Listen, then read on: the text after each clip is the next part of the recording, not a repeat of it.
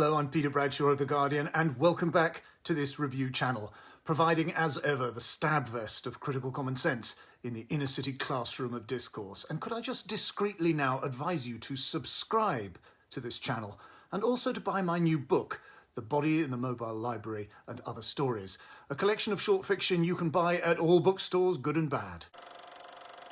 What's Latin for Groundhog Day? Once upon a time, Russell Crowe's beefy hero Maximus in Ridley Scott's sword and sandal classic Gladiator was the honest soldier outside the snickering metropolitan elite, out to gain vengeance and redeem Roman honour in the blood-spattered arena. Now, in Gladiator II, we're a generation along, and little has changed. In fact, almost nothing. This sequel is watchable and spectacular, but almost a next-gen remake, effectively reincarnating almost every single narrative component of the original in a variant form, the events of the first film echoing in franchise eternity. This is about survival! Survive! Hold together and when it charges, break for the wall.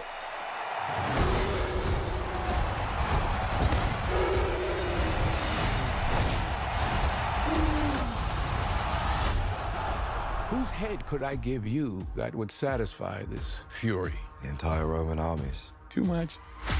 The general will do.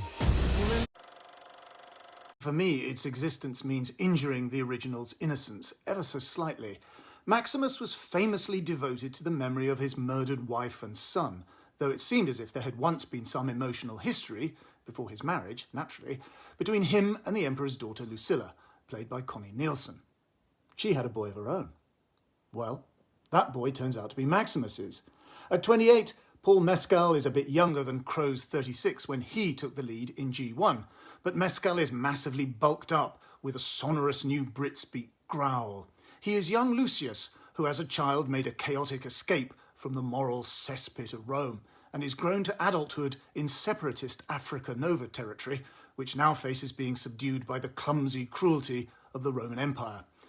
He is a soldier, and his wife Arishat, played by Yuval Gonen, is no simpering housefrau, but a warrior also.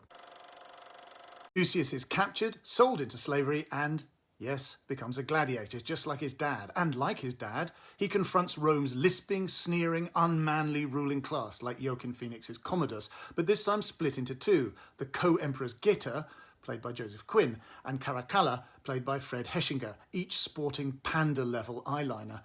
As the slave owner and slave trainer, Denzel Washington inherits Oliver Reed's persona. He plays the cunning and ambitious Macrinus, who plans to parlay his warlord status into political power, a Roman Yevgeny Prigozhin.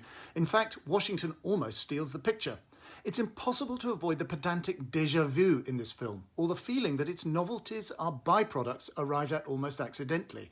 Connie Nielsen's Lucilla has a difficult, unspoken relationship with our hero, just like the first time round, which here creates a weirdly Oedipal energy.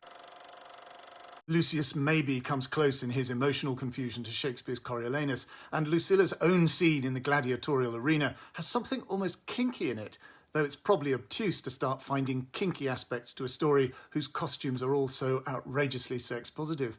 This is a sequel that isn't afraid to get its hands dirty. It delivers the keynote scenes and moments for the fan base, which of course is all of us, and the all-important gladiator set pieces have the right hallucinatory quality, as a sea battle is reenacted in the flooded arena, or a vast rhino gets its scaly backside kicked. When Lucius has to fight vicious baboons in one scene, it almost looks like a sci-fi. Gladiator versus Alien? Ridley Scott is one of cinema's modern marvels with his extraordinary run of high-energy pictures in the last few years, delivered at a terrific storytelling gallop. As for Gladiator II, he's galloping back over old ground, galloping in a circle perhaps. But there's something awe-inspiring in seeing Paul Mescal's triumphal march into the A-list. And so we lower the curtain on another vlog. Please give it a like and a share on your socials. Please subscribe and tell me what you're enjoying at the movies right now. And please, oh please, buy my new collection of short fiction, The Body in the Mobile Library and Other Stories. Details given below. See you next time.